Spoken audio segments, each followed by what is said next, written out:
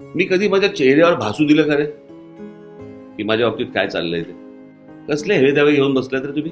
कुठे घेऊन जाणार आहात ते भांडणं? लोकांना अशी भांडणारी कुंथत राहणारी अशी अशी माणसं आवडत नाहीत. त्याच्यामुळे माझ्यावरती अन्याय झालाय ना, हे माझ्याशी कोणी बोलायचं नाही.